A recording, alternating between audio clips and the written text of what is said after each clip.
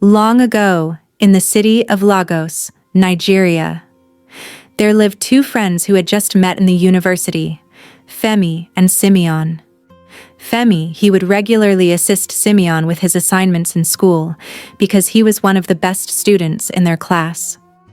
One day, when both boys were working on their assignment together, Simeon said to Femi, "You know we are in our 300 level now, and by next year, we will be in our final year. Definitely, our parents will start demanding that we get married. Especially you, who happens to be the first son of your family, and I have never seen you with a girl in this school.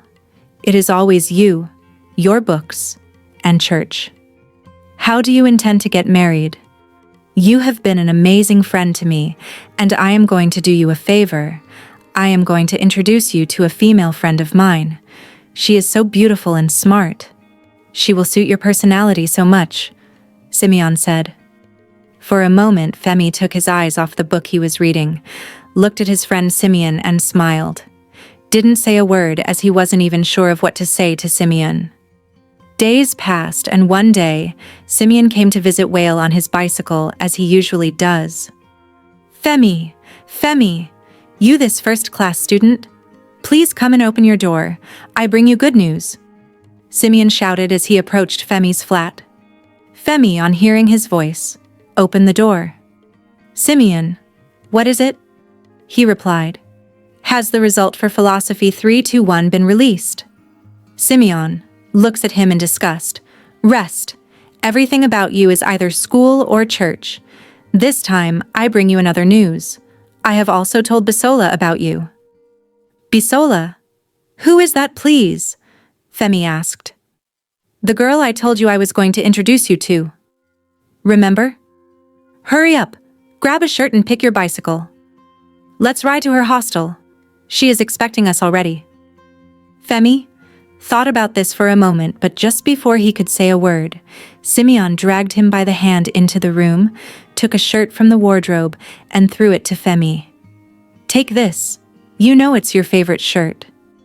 They both smiled as Femi wore his shirt and applied some perfumes, and the boys cycled through the busy Lagos Market Road and went into the school premises, cycling through the university's library to the girls' hostel. Once they were there, they headed for the field where visitors were permitted to sit. And there, they found Bisola sitting on the bench with her beautiful curly hair and her bright white shirt. Immediately, Femi saw her. He could feel his feet trembling as he was beginning to think about what he would say. "Hi, Bisola. This is my friend Femi. I spoke to you about him the other day." "Hi, Femi," Bisola said as she stretches forth her hand and Femi shook hands with her.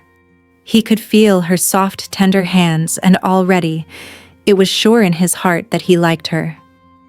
They talked for a while, exchanged numbers, and left. He got back home that evening and had her in his mind all night, but as soon as he woke up in the morning, he said to himself, "This isn't what I need right now in my life. I need to focus." But just as he made that decision, his phone rang, and it was Bisola calling. They spoke for about 10 minutes and hanged up. Later that evening, she called again, and they spoke for some minutes. This continued for days, and sometimes, when Femi would ignore her calls, she would come to his house to check if he was fine. These acts of kindness made Femi even more fond of her, that he couldn't fight it anymore.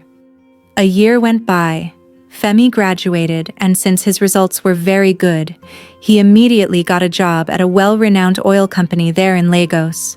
Shortly after school, the words of his friend Simeon came to pass. His parents would not let him have any moment without reminding him that he needed to get married.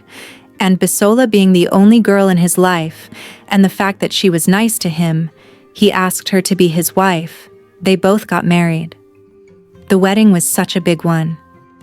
Bisola had invited all her coursemate as she was still in her 300 level. The wedding was successful, and the couple was blessed with a beautiful baby girl whom they named Ava. They loved her dearly. But just as Ava celebrated her one-year birthday, calamity struck. The story only just began. Watch out for part 2.